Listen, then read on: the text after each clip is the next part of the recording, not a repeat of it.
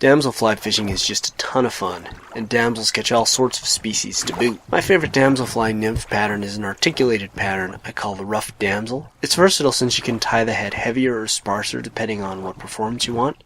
Let's see how to tie this guy. It's a fact that you've always got to start your thread, so let's do that and get rid of the tag. Now lay a nice foundation of thread to the back of the hook.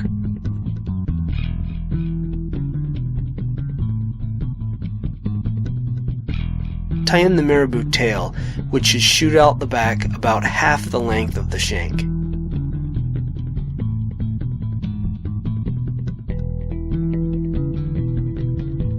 Then tie the marabou back, which you'll use to make the body.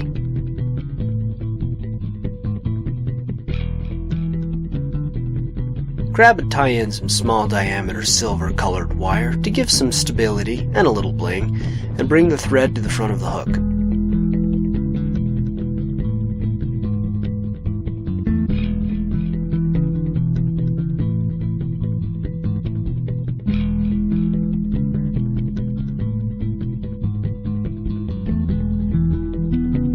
Now wrap the marabou forward.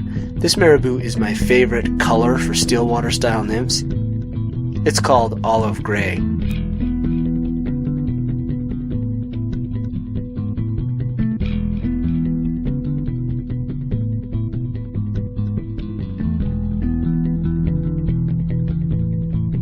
You need to cut the excess off and make a few wraps to clean things up before the next step.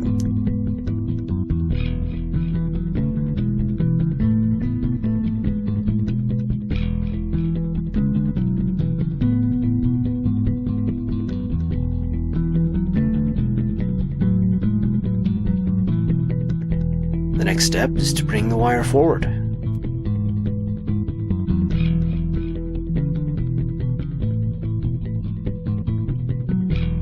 I try to mash things down as much as possible when wrapping the wire forward, and when you're done, tie it off.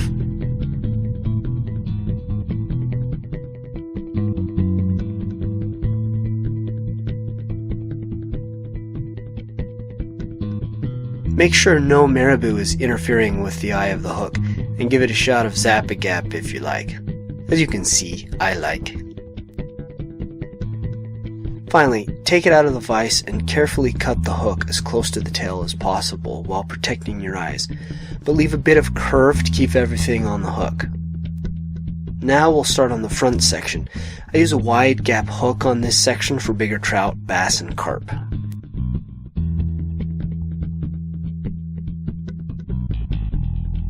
Finish making a thread base all the way back.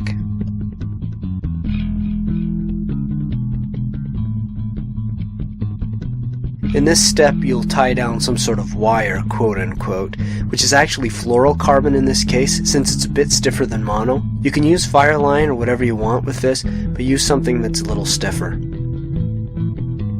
Simply tie it down and wrap back a little down the bend.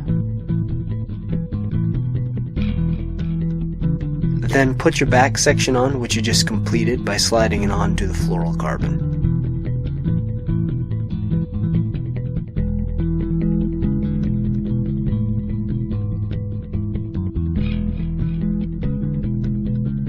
You need to cinch down the tag end of the line now, but make a few wraps around the line and then adjust it so that you have a nice loop, like with the 3 bears, not too big or small.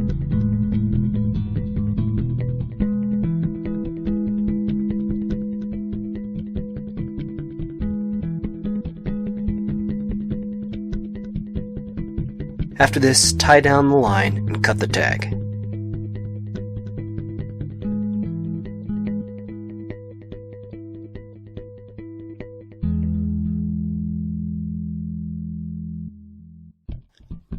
Then give it a few more wraps, finally ending at the back.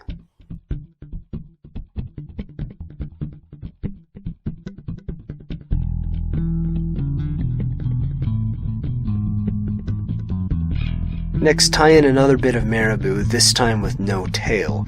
The knotty articulated tail can get in your way, so do what you need to do to tie comfortably.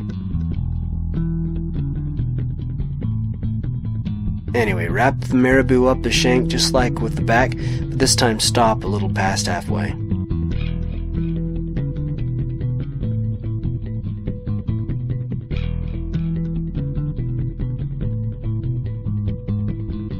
Almost there.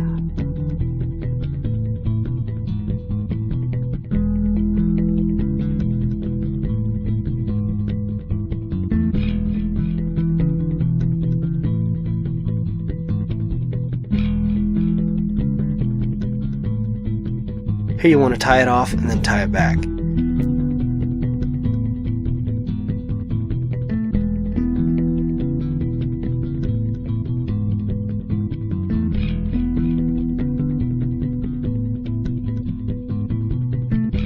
Then snip it off, leaving a nice bump.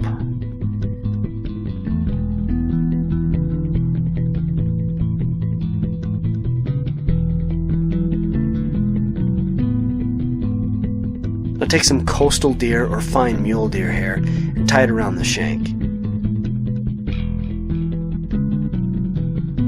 There are two main ways to do this. In this example, I spin the hair.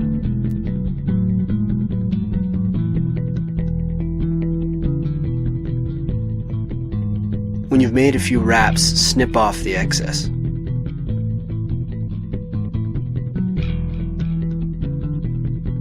Now pull the hair forward and wrap to the eye of the hook with your thread.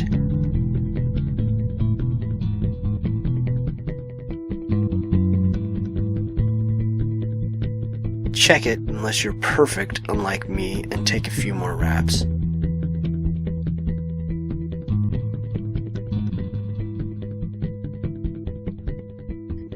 When all looks good, take as many wraps as necessary to smash the excess deer hair down. Now, tie in the eyes, which probably make about 0 difference, but now you can make eye contact with your fishing buddy, since he has eyes.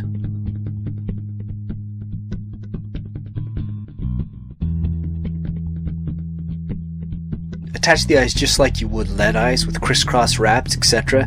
Just don't tie down too tightly or you'll split them like me at a bowling alley. When they're straight and secure, tie back to where the marabou begins.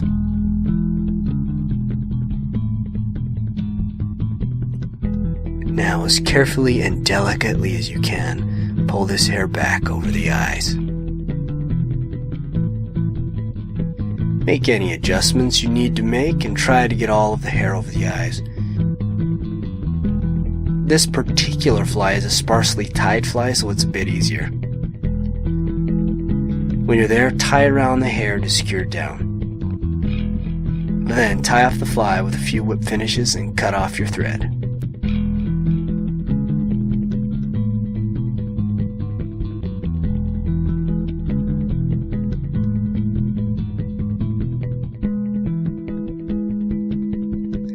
Another technique is to simply move the eye of the hook into the clump of deer hair and then wrap around the clump. I haven't found one way to work that much better, but maybe one will work better for you.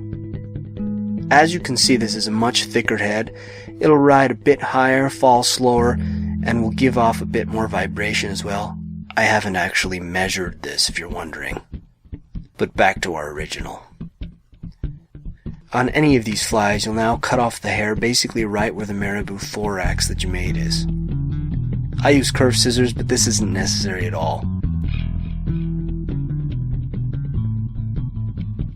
Now coat the thread wraps with lacquer, and I even coat the head a bit since deer hair will break on heads like this, so do what you can to strengthen it. You can see that the tail moves back and forth quite easily.